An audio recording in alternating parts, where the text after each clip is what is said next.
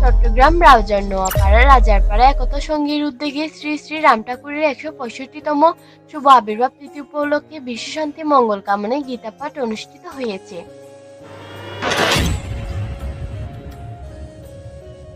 তো ৭ই ফেব্রুয়ারি শুক্রবার নোয়াপাড়া রাজারপাড়া একতা সঙ্গীর উদ্যোগে শ্রী শ্রী সার্বজনীন দুর্গা মন্দির প্রাঙ্গণে প্রতি বছর নেই এবছরও পালিত হয়েছে রাম ঠাকুরের ১৬৫তম শুভ আবির্ভাব তিথি। সকাল ৯ ঘটিকায় রাম ঠাকুরের পূজা নিবেদনের মধ্য দিয়ে শুরু হয় আনুষ্ঠানিকতা। পুজোর পৌরোহিত্য করেন প্রদীপ ভট্টাচার্য। শ্রী শ্রী রাম ঠাকুরের পুজোর পাশাপাশি শ্রীমদ্ ভগবদ গীতা থেকে পাঠ করেন বিশিষ্ট গীতা পাঠক তুলসীরাম থেকে আগত শ্রীমৎ সনাতন দাস।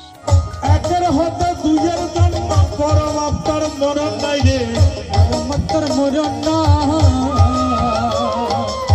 রাম ঠাকুরের শুভ আবির্ভাব তিথি উপলক্ষে গীতা পাঠে নোয়াপাড়া রাজারপাড়া সহ বিভিন্ন এলাকার শত শত ভক্তের অংশগ্রহণে অনুষ্ঠানস্থল মহামিলন মেলায় পরিণত হয়। এর আগের দিন ৬ই ফেব্রুয়ারি বিকেল ৫ ঘটিকায় এক মনোরম সাংস্কৃতিক অনুষ্ঠানের আয়োজন করে মন্দির কমিটি।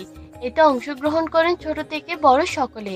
দন্তায় বক্রতুণ্ডায় গৌরীতনয়ায় ধীমহি গজেশানায় ভালচন্দ্রায় শ্রী শ্রী শ্রী রাম ঠাকুরের আবির্ভাব তিথি উপলক্ষে গীতা পাঠে দূর দূরান্ত থেকে আসা ভক্তদের মাঝে দুপুরবেলা আনন্দবাজার অন্নপ্রসাদ ও বিতরণ করা হয়।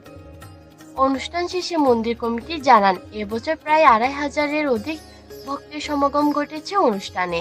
গীতা পাঠ শেষে সকল ভক্তবৃন্দ ও বিশ্ব শান্তির মঙ্গল কামনাও করেন উক্ত মন্দির কমিটি। নোয়াপাড়া প্রতিনিধি রাজেশ দের পাঠানো চিত্রে কণ্ঠে আদ্রিজা মল্লিক, নোয়াপাড়া রাজন, চট্টগ্রাম।